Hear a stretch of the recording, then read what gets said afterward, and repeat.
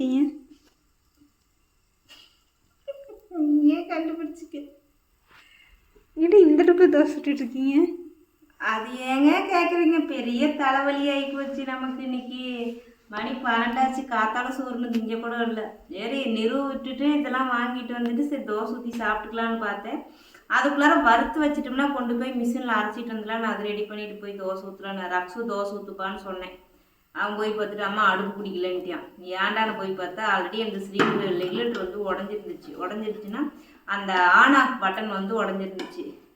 கொஞ்சோண்டு தொடுத்துக்கிட்டு இருந்துச்சு. அதோடய நான் வந்து சமாளித்து எரிச்சிட்டு இருந்தேன் 2 சிலிண்டர் காலியாகிற வரைக்கும். இன்னைக்கு சுத்தமாக முடிஞ்சு போச்சு. சிலிண்டர் முடியல, சிலிண்டர் இருக்குது, ரெகுலேட்ரு சரி பசிக்குது, வேற வழி இல்லை. சிலிண்டர்காரங்களுக்கு ஃபோன் பண்ணால் அவங்க எங்ககிட்ட இல்லைக்கா அப்படின்ட்டாங்க. என்னடா பண்ணுறதுன்னு தெரியாமல் பசி வேற வயிற்ற கிள்ளுது. சரி இதுலேயாவது ரக்ஸு தான் ஐடியா கொடுத்தான், இதுலேயாவது சிடுமா வருதான்னு பார்ப்போன்னியா. அவன் கேட்ட நேரம் இப்போ இதில் தான் சுடுறேன். எனக்கு பசிக்குது, ரொம்ப பசிக்குது. ஒன்றும் பாலும் சூடு பண்ண இருந்த கரண்ட் அடுப்பை தூக்கி தான தர்மம் பண்ணிட்டேன். எதுவுமே பண்ண முடியாது. இப்போ ஒன்றும் பண்ண முடியாது. போய் ரெகுலேட்டர் திருப்பூர் போய் வாங்கிட்டு வரணும். இவங்கிட்ட இல்லைன்ட்டியான், அந்த லைனில் போடுற பையன்கிட்ட இல்லைன்ட்டியான்.